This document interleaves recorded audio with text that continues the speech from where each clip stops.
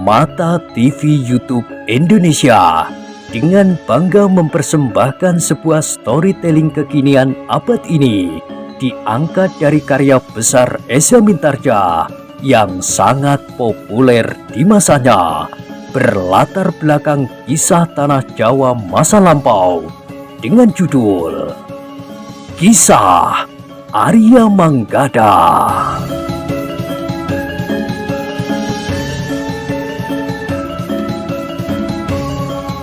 Pada kesempatan yang sangat baik ini, kita masuk pada episode yang ke-72.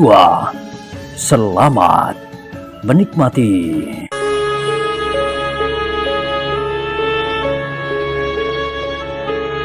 Pada episode sebelumnya telah diceritakan, gadis itu tidak menjawab, tetapi ia berpaling memandangi laki-laki dan perempuan yang ternyata adalah ayah dan ibunya itu.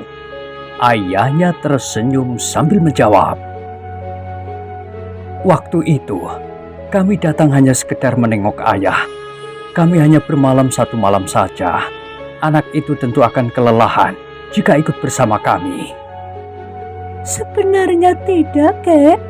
Aku dapat berjalan dengan jarak 2-3 kali lipat jarak yang kami tempuh sampai ke rumah kakek ini," sahut gadis itu. Kakeknya tertawa. Katanya, "Nah, ayah dan ibumu tidak mau kau menjadi sangat letih. Sekarang ayah dan ibumu agaknya akan bermalam lebih dari 1 malam di sini." "Anak itu pula lah yang memaksa kami untuk datang kemari, Ayah," berkata ibunya. Bukan aku, Kek," sahut gadis itu. "Ayah dan ibu memang ingin menengok kakek." Kiai Gumroh tertawa berkepanjangan. Katanya kemudian, Duduklah. Mereka bertiga pun kemudian duduk di amben yang cukup besar di ruang dalam. Sementara Manggada dan Laksono masih berdiri termangu-mangu. Baru sejenak kemudian ayah gadis itu bertanya,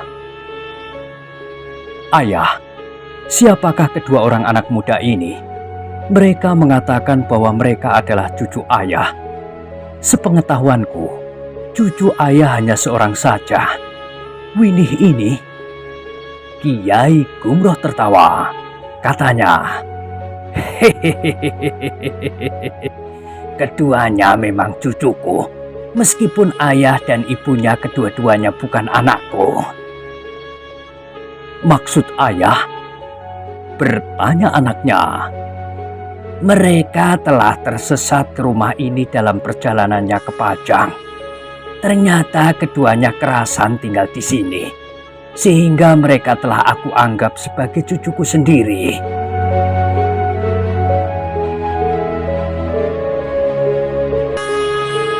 Kiai Gumroh berhenti sejenak, lalu katanya kepada Manggada dan Laksono, "Nah, sekarang kau sempat berkenalan dengan anakku. Bukankah aku pernah mengatakan bahwa aku mempunyai seorang anak, tetapi sudah lama sekali pergi meninggalkan rumah ini. Sekarang ia datang bersama seluruh keluarganya, karena anaknya memang hanya seorang, yang dinamainya Winih." Anak dan menantu Kiai Gumroh itu tertawa, tetapi Winih menundukkan kepalanya. Sementara Manggada dan Laksono mengangguk hormat. Dengan nada rendah Manggada berkata, "Kami mohon maaf, Paman. Kami berdua belum mengenal Paman sebelumnya." "Namanya Praworo. Panggil saja Paman Praworo," potong Kiai Gumroh sambil tertawa. "Jika kalian kemudian dianggap cucu ayahku, dan kau juga menganggap ayahku sebagai kakekmu, maka kita sudah menjadi keluarga."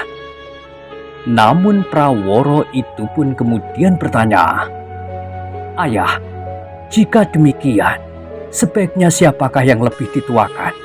Winih atau kedua anak muda ini? Biarlah Manggada dan Laksono dianggap lebih tua. Umurnya memang lebih tua dari Winih, jawab Kiai Gumroh. Lalu katanya kepada Winih, "Duk, panggil keduanya dengan sebutan Kakang, karena kau dianggap sebagai cucuku yang lebih muda dari mereka."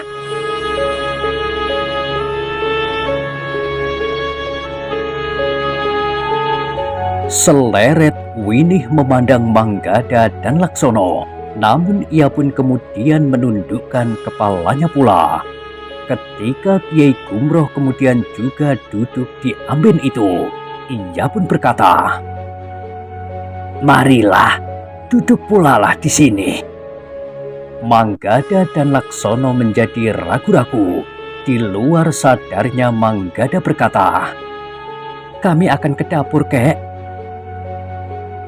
"Duduk sajalah dahulu. Biarlah nanti saja kita membuat minuman bagi tamu-tamu kita," jawab Kiai Gumroh. Tidak usah, Ngger. Berkata Nyai Praworo. Biarlah nanti aku dan Winih membuatnya sendiri. Manggada dan Laksono tidak membantah lagi. Mereka duduk di amben yang besar itu pula bersama ketiga orang tamu yang baru datang itu. Kiai Gumroh pun kemudian telah mempertanyakan keselamatan mereka, keadaan tempat tinggal mereka yang diterpa banjir, serta perjalanan mereka sampai ke rumah itu. Sementara itu, Ki Praworo pun bertanya pula, "Bagaimana pula keadaan ayah selama ini?" "Kami baik-baik saja di sini. Kedua anak muda ini telah membantu aku dalam segala hal. Mereka pula lah yang setiap hari membersihkan banjar, menyalakan lampu, dan jika di banjar itu hadir anak-anak muda sebelum ke banjar yang baru, maka keduanya ikut pula bersama mereka. Bahkan kedua anak ini dapat mewakili aku melakukan kegiatan di padukuhan ini."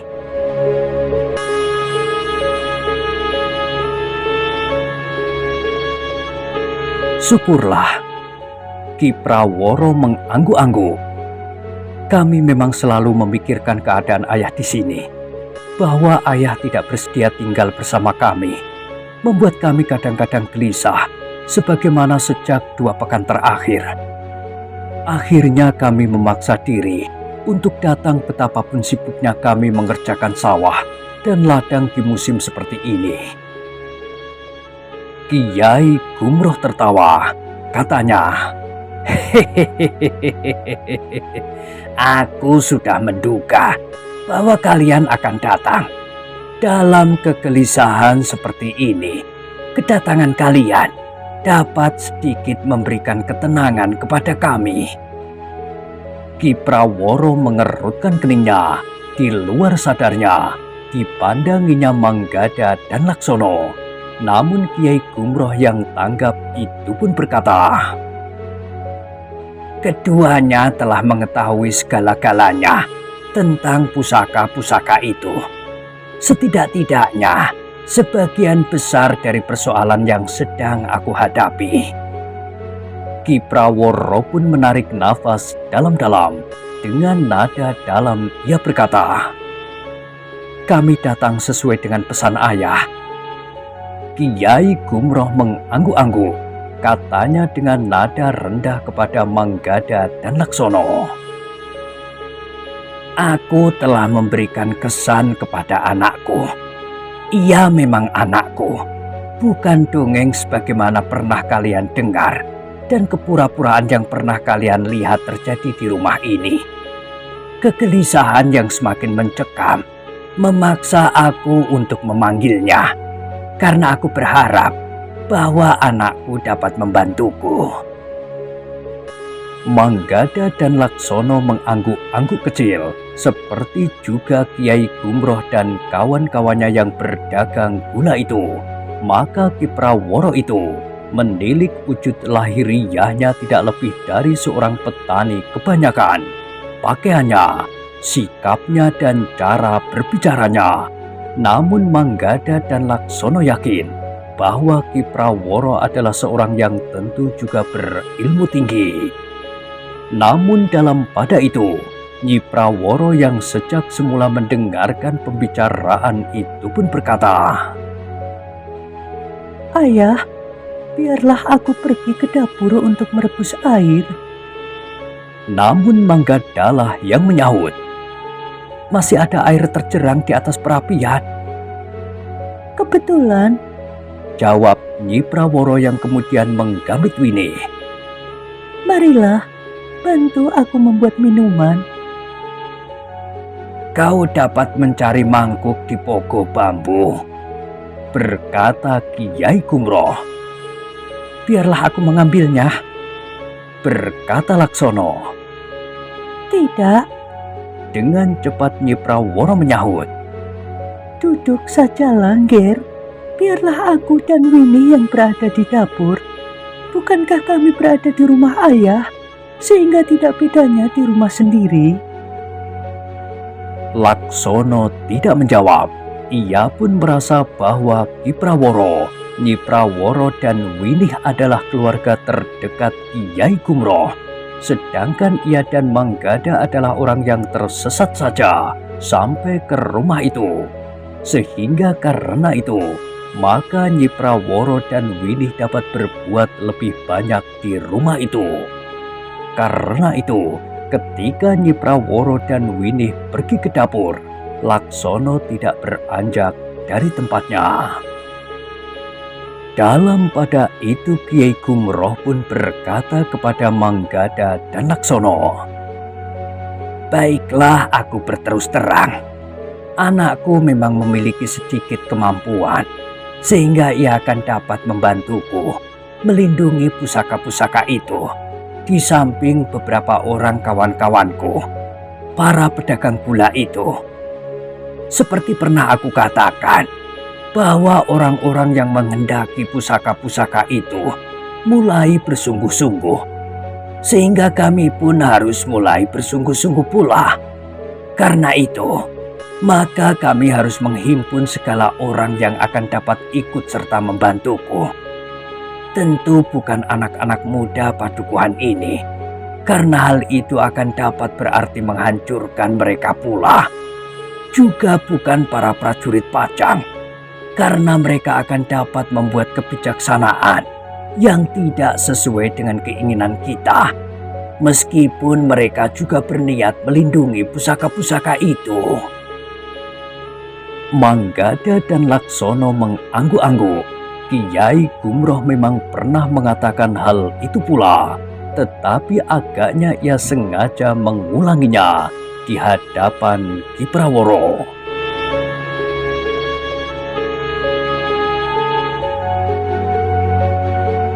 Dalam pada itu di dapur Nyi Praworo dan Winih menjadi sibuk membuat minuman. Meskipun mereka tidak terbiasa dengan peralatan dapur Kiai Kumroh, namun mereka pun akhirnya dapat menyiapkan wedang jahe hangat dengan gula kelapa yang banyak terdapat di dapur itu. Namun dalam pada itu, selagi Nyi Praworo sibuk menyiapkan minuman itu, ia pun terkejut ketika tiba-tiba seseorang telah berdiri di pintu dapur. Orang itu pun terkejut pula melihat dua orang perempuan di dapur itu. Namun Nyi Praworo masih juga sempat bertanya, Apakah keperluan Kisanak? Siapakah yang Kisanak cari? tetapi Winih justru bertanya, Apakah Kisanak juga cucu kakek Kumroh? "Tidak," jawab orang itu. "Tetapi aku memang mencari Kiai Kumroh." Keduanya memang merasa heran bahwa orang itu tidak mengetuk pintu depan, tetapi langsung ke pintu dapur. Namun Nyi Praworo itu pun kemudian berkata, Winnie, panggil kakekmu. Winih pun kemudian bergegas masuk ke ruang dalam sambil berkata, Kek, ada tamu. "Tamu?" bertanya Kiai Gumroh. Iya, orang itu langsung masuk ke dapur. Jawab Winih. Kiai Gumroh mengerutkan dahinya, namun ia pun kemudian segera bangkit dan melangkah menuju ke dapur. Ternyata Kiai Gumroh pun terkejut. Hampir di luar sadarnya ia berdesis, "Kundolo." "Ya Kiai," jawab orang itu lirih, seakan-akan hanya untuk didengarnya sendiri saja. "Marilah, masuklah." Kiai Gumroh mempersilahkan. "Tidak Kiai," jawab Kundolo. "Aku sedang dalam perjalanan menemui seseorang." "Siapa?" bertanya Kiai Gumroh. Kundolo memang ragu-ragu. Keningnya telah menitikkan keringat. Bahkan baju di bagian punggungnya pun telah menjadi basah kuyup. Seakan-akan ia baru saja kehujanan di bulak panjang. Ia memang tidak dapat dengan serta-merta menyebutkan sebuah nama. Kiai Gumroh agaknya tanggap akan kesulitan perasaan Kundolo. Karena itu, maka ia tidak mendesaknya. Ia justru bertanya, "Barangkali kau mempunyai keperluan dengan aku atau dengan kedua cucuku. Marilah, duduklah." "Tidak Kiai," jawab Kundolo. "Tidak ada apa-apa. Aku hanya ingin singgah untuk melihat keselamatan Kiai dan cucu-cucu Kiai. Agaknya semuanya selamat di sini. Bahkan mungkin di rumah ini sedang ada tamu." "Iya, memang ada tamu di rumah ini. Tetapi mereka adalah keluargaku sendiri. Tidak ada yang ingin aku sampaikan, kecuali sekedar menengok keselamatan Kiai itulah." Kiai Gumroh menarik nafas dalam-dalam. Dengan nada lembut ia berkata, "Kundolo, aku tahu bahwa kau berada dalam kebingungan yang sangat. Terserah kepadamu, apakah kau akan mengatakannya atau tidak. Tetapi tentu ada yang mendorongmu untuk singgah di rumahku ini. Aku yakin bahwa itu adalah nuranimu yang untuk waktu yang panjang tentu telah kau timbuni dengan ketamakan, kedengkian dan kepura-puraan. Tetapi kenapa kau justru berusaha menutup telinga hatimu dan membiarkan kepura-puraan itu menguasai dan kemudian menimbuni nuranimu sehingga tenggelam jauh ke dasar jiwamu?"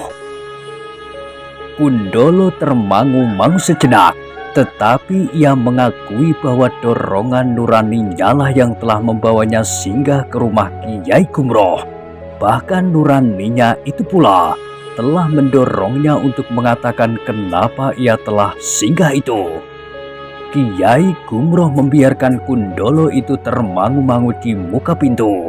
Keringatnya semakin banyak mengalir membasahi pakaiannya. Sementara hatinya telah diguncang-guncang oleh keraguan-raguan. Namun akhirnya ia berkata, "Kiai, aku baru saja menemui utusan Panembahan." "Utusannya?" bertanya Kiai Gumroh. "Ya Kiai, utusan Panembahan itu akan berbicara dengan Kiai Windukusumo tentang pusaka-pusaka itu," jawab Kundolo. "Kenapa utusan itu tidak langsung menemui Kiai Windukusumo?" bertanya Kiai Gumroh. "Nampaknya memang masih ada jarak antara Panembahan dan Kiai Windukusumo, meskipun Kiai Windukusumo telah berada di bawah pengaruh Panembahan," jawab Kundolo.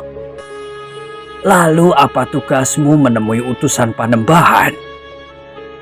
"Kami akan membicarakan pertemuan antara Panembahan dan Kiai Windukusumo. Pertemuan langsung itu harus dilakukan tanpa gangguan apapun juga, termasuk keselamatan Panembahan itu sendiri. Karena itu, maka penyelenggaraan pertemuan itu harus dilakukan dengan sangat berhati-hati, jawab Kundolo. Kiai Gumroh termangu-mangu sejenak, namun kemudian katanya, apakah Panembahan dan Kiai Windukusumo belum pernah melakukan pertemuan itu? Sudah beberapa kali, tetapi di tempat yang jauh dan terpencil. Pertemuan kali ini akan dilakukan di tempat Kiai Windukusumo, jawab Kundolo pula. Di mana tempat itu? Kundolo tidak menjawab. Ia justru termangu-mangu kebingungan.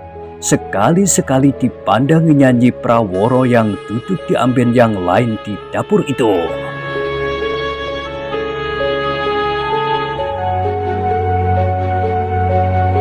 Kiai Gumroh menarik nafas dalam-dalam. Kepada Nyi Praworo ia berkata, Ger, aku minta tamuku ini juga disuguh minuman yang hangat. Nanti hidangkan saja minuman yang lain ke ruang dalam. Suamimu tentu sudah haus. Nyi Praworo seakan-akan tersadar dari sebuah renungan yang dalam. Tergagap ia berkata, Iya, ayah. Nyi Praworo pun kemudian telah menyuguhkan minuman hangat kepada Kundolo yang tegang. Kemudian ia pun telah membawa minuman ke ruang dalam. Iya menantuku, berkata Kiai Gumroh. Kundolo mengangguk-angguk. Dengan nada rendah ia berkata, aku tidak mempunyai banyak waktu. Minumlah. Kiai Gumroh mempersilahkan. Kundolo pun kemudian meneguk mangkuknya menghirup minuman hangat dengan gula kelapa. Sementara itu Kiai Gumroh berkata, jadi bagaimana dengan burung-burung elang itu?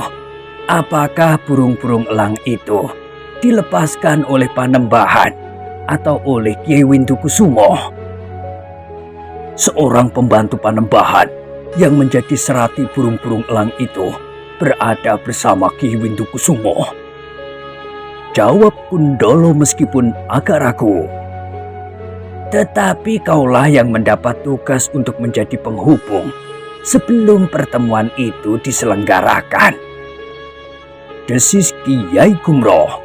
Kundolo mengangguk kecil. Aku mengucapkan terima kasih atas keteranganmu, berkata Kiai Gumroh. Tetapi apakah masih ada hal lain yang dapat aku ketahui? Kundolo menjadi semakin tegang. Beberapa kali ia mengusap keningnya yang basah oleh keringat. Pertentangan di dalam dirinya semakin bergejolak. Sekali-sekali terdengar ia berdesah.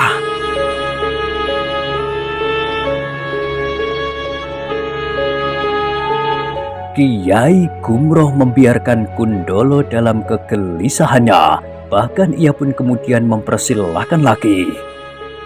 Minumlah selagi masih hangat. Kundolo mengangkat mangkuknya. Ia pun menghirup lagi seteguk. Baru kemudian ia berkata, Panembahan nampaknya mengenali pusaka-pusaka yang tersimpan itu dengan baik, Kiai. Dari mana ia tahu? Bertanya Kiai Gumroh.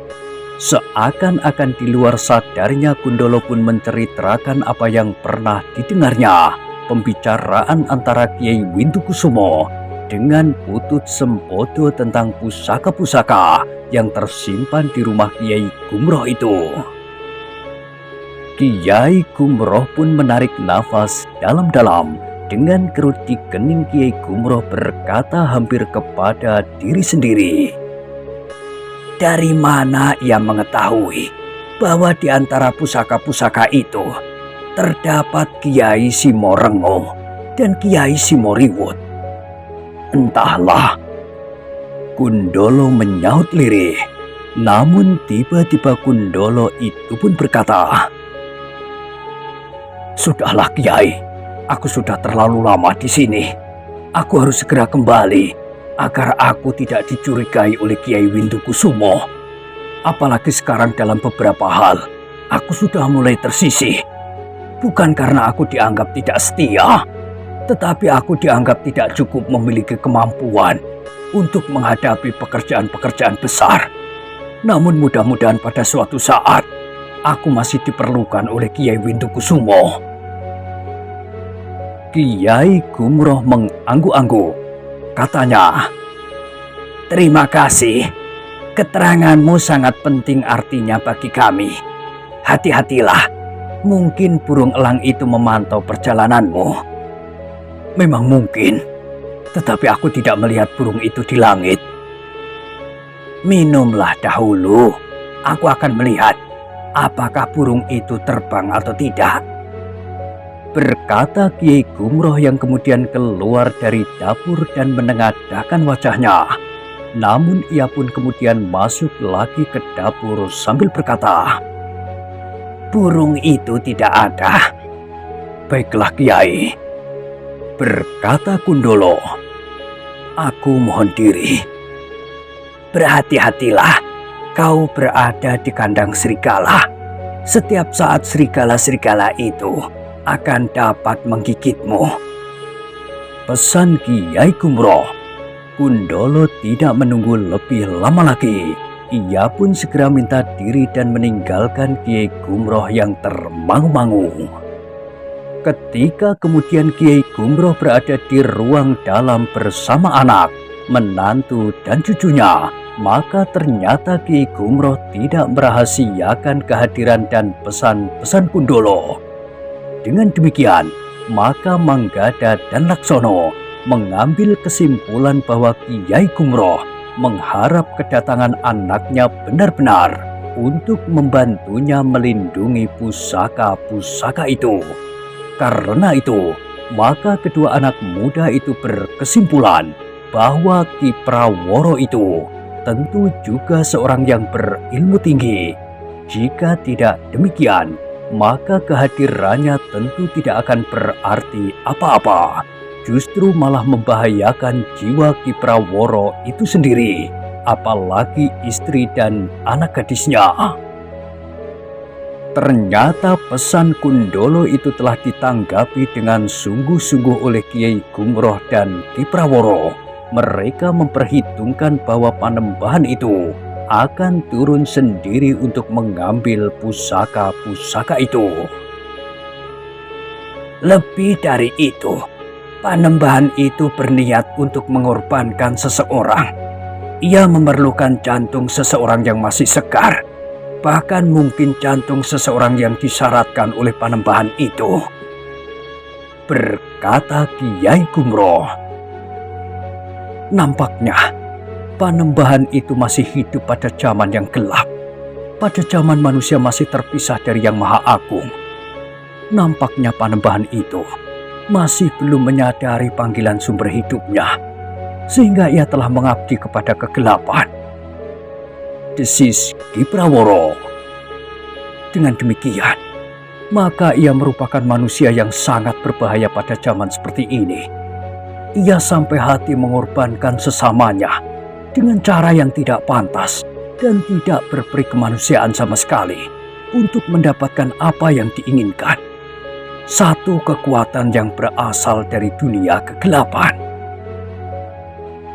Itulah yang kita hadapi sekarang, Praworo, desis Kiai Gumroh. Ternyata kita berhadapan dengan kekuatan iblis dalam arti yang sebenarnya.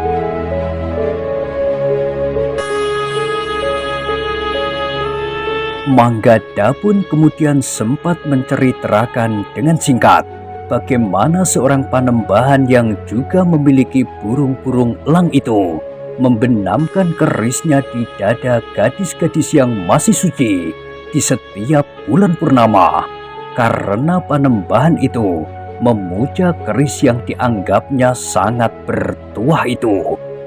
keris yang jika digenapi mereguk darah gadis-gadis dalam jumlah tertentu akan menjadi keris yang dapat mendukung derajatnya karena tuahnya yang tidak ada bandingnya.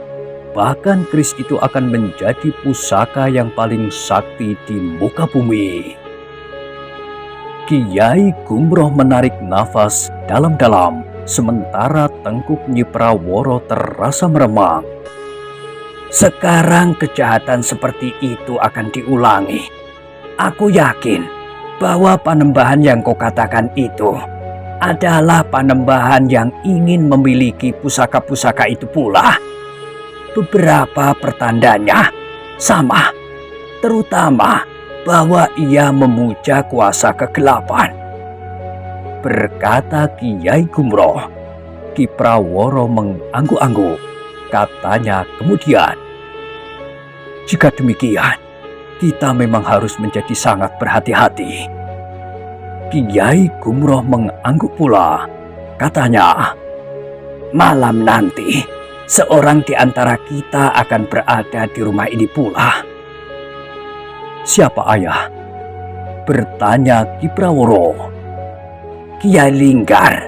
Ia akan tidur di rumah ini untuk menjaga kemungkinan buruk yang dapat terjadi. Jawab Kiai Gumroh. Bagaimana dengan saudara-saudara kita yang lain? Bertanya Ki Praworo. Hampir semua saudara-saudara kita sudah mengetahui apa yang dapat terjadi di sini. Mereka sudah berada di putaran kejadian, sehingga tidak terlalu sulit lagi untuk menghubungi mereka seorang demi seorang, sebagaimana kau sendiri. Ki Praworo mengangguk-angguk. Panembahan yang disebut-sebut itu telah bersungguh-sungguh pula, sehingga mereka pun harus bersungguh-sungguh sebagaimana panembahan itu.